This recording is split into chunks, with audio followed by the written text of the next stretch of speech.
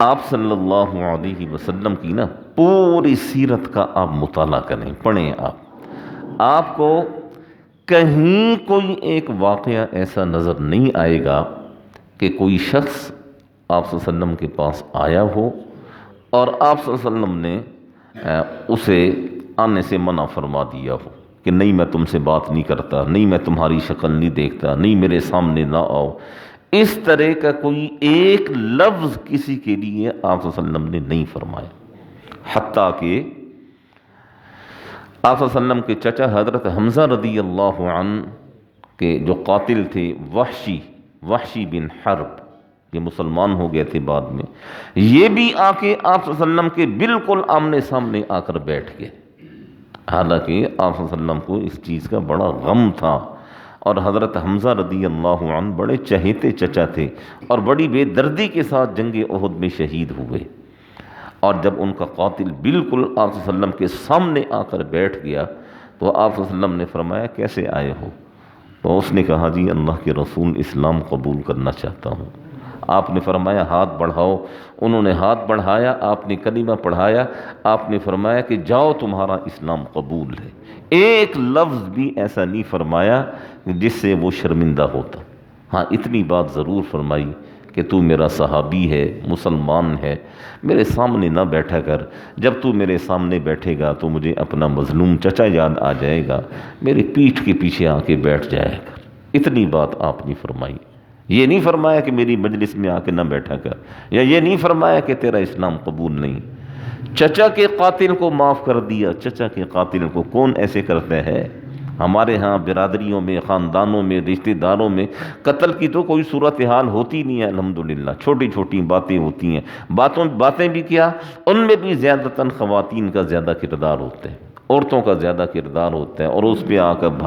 بھائی نے بھائی کے ہاں آنا جانا چھوڑ دیا، بھائی نے بہنوں کو چھوڑ دیا، چچا ہے تو بھتیجا اس سے بات نہیں کر رہا، بھتیجا ہے تو چچا اس سے بات نہیں کر رہا، سارا ماحول جو ہے وہ بیڑا غرق ہو کے رہ گیا۔ ہمارا ایک جو سسٹم تھا اس سسٹم کو جو ہے توڑ کر رکھ دیا گیا، ایک خاندانی نظام تھا، اور یہ خاندانی نظام یہ صرف اس خطے کے اندر ہے، بر صغیر کے اندر، پاک و ہند کے اندر، باقی آپ پوری دنیا میں چلے جائیں کہیں آپ کو ایسا نظام نظر نہیں آئے گا جیسا نظام ہمارے ہاں بڑا مربوط نظام ہے کہ ایک ہر شخص دوسرے کے ساتھ جڑا ہوا ہے۔ پوری دنیا میں آپ کو ایسا نظام کہیں نظر نہیں آئے گا، اور اسی نظام کو توڑنے کی کوششیں کی گئیں، اور کرتے کرتے کرتے اتنی نفرتیں ڈال دی گئیں کہ اب بعض اوقات ایسے واقعات بھی سامنے آ جاتے ہیں کہ بیٹا باپ کے خلاف کھڑا ہو جاتا ہے،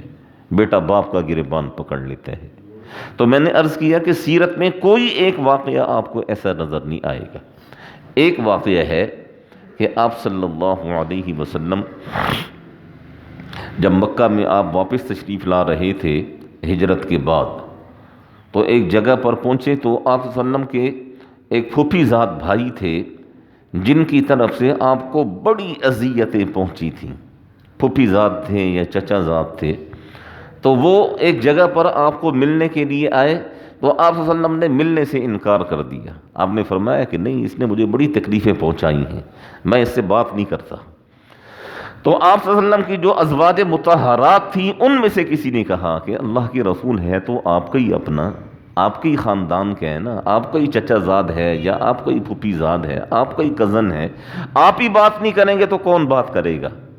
تو پھر آپ صلی اللہ علیہ وسلم نے فرمایا کہ ٹھیک ہے بلاؤ۔ پھر وہ آئے اور آ کر انہوں نے بات کی اور معذرت کی اور اسلام قبول کیا۔ یہ قطع تعلق، یہ بد اخلاقی، یہ تو کسی بھی لحاظ سے نہیں ہونا چاہیے، یاد رکھیں۔ ایک صحابی رضی اللہ عنہ کے بارے میں آتے ہیں نا کہ وہ جب اپنی مجلس میں لوگوں کو واعظ و نصیحت کیا کرتے تھے، واعظ و نصیحت کے بعد جب دعا کا وقت آیا کرتا تھا تو وہ کہا کرتے تھے کہ جس شخص نے بھی قطع تعلق کیا ہوا ہے وہ ہماری مجلس سے اٹھ کر چلا جائے۔ تو بعد میں کسی نے پوچھا جی آپ ایسا کیوں کہتے ہیں؟ تو انہوں نے فرمایا کہ اس لیے کہ ہم جو دعائیں مانگتے ہیں یہ دعائیں آسمانوں پر جاتی ہیں، اور وہ شخص جس نے قطع تعلق کیا ہوا ہوتا ہے اس کی دعا جب آسمان پر جاتی ہے تو اللہ کے حکم سے آسمان کے دروازے بند ہو جاتے ہیں اور وہ دعا اوپر نہیں جا پاتی۔ جب اس کی دعا نہیں جائے گی تو ہماری دعا میں بھی رکاوٹ بنے گی۔ اس لیے ہم پہلے ہی کہہ دیتے ہیں بھائی ایسا شخص اٹھ کر چلا جائے یہاں سے جس نے کسی بھی لحاظ سے قطع تعلق کیا ہوا ہے۔ اس لیے ایک تو قطع تعلق سے بچنا ہے بھائی، دوسرا بد اخلاقی سے بچنا ہے۔ بد اخلاقی سے مراد آپ کی زبان سے کسی کو کوئی تکلیف نہ پہنچے۔ دیکھیں کتنی واضح حدیث آپ صلی اللہ علیہ وسلم نے ارشاد فرمائی۔ آپ نے فرمایا المسلم، المسلم مسلمان یعنی کامل درجے کا مسلمان وہ ہے من سلم المسلمون باللسانہ ویدہ، جس کی زبان سے، جس کے ہاتھ سے دوسرے مسلمان محفوظ رہیں۔ آپ کے ہاتھ سے بھی ہم ہاتھ سے تو کسی کو تکلیف نہیں پہنچاتے ہیں، ہاتھ یعنی مار پیٹ بہت کم ہوتا ہے، لیکن ہماری زبان جو ہے نا وہ تلوار سے اور کینچی سے زیادہ تیز ہے۔ بعض اوقات ایسے جملے نکل جاتے ہیں، ایسے الفاظ ہم دوسرے کے بارے میں کہہ دیتے ہیں کہ جب دوسرے کو پتہ چلتا ہے کہ فلاں نے میرے بارے میں یہ کہا، وہ سر سے پاؤں تک وہ آگ میں جل کر رہ جاتے ہیں۔ تو اس لیے زبان کا کنٹرول یہ بہت ضروری ہے۔ کسی کے بارے میں بھی آپ بری بات نہ کریں، اگر سامنے والا برا ہے تو وہ جانے اور اس کا رب جانے۔ بھائی ہم کسی پر ٹھیکیدار تو نہیں لگے ہوئے نا، ہمارے لیے تو حکم یہ ہے کہ ہم نے ہر کسی کا اکرام کرنا ہے،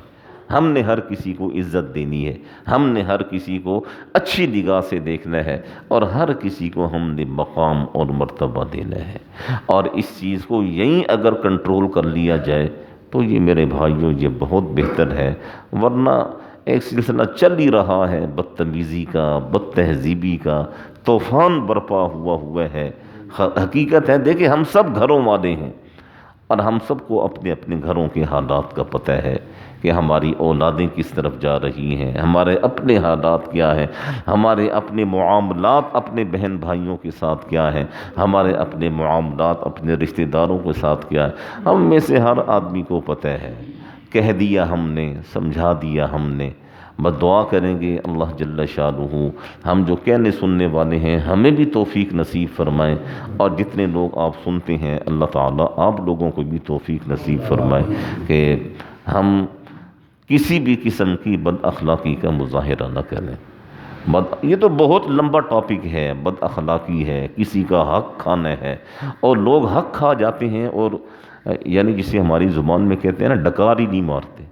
حق دبا جاتے ہیں۔ اور یہ 2-3 دن سے ایک ساتھی میرے پاس مسلسل آ رہے ہیں، یار قاری صاحب فلاں نے میرا اتنا پیسہ کھایا ہوا ہے، اسے آپ کہیں، اسے بتائیں۔ اس شخص کو کل میں نے بلایا، وہ کہتا جی میں نے 1 روپے ہی نہیں دینا۔ وہ کہتا جی یعنی وہ بالکل جو ہے نا جسے کہتے ہیں نا کہ وہ